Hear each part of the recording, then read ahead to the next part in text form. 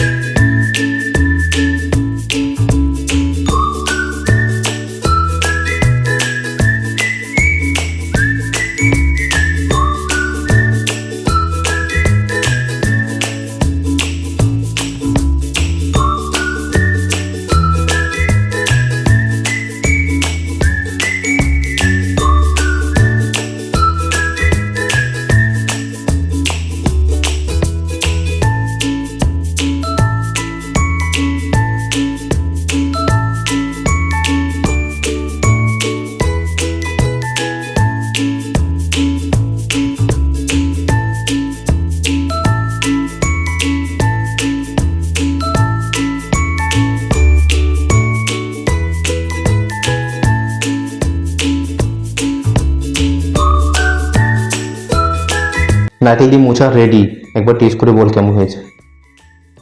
ও ready.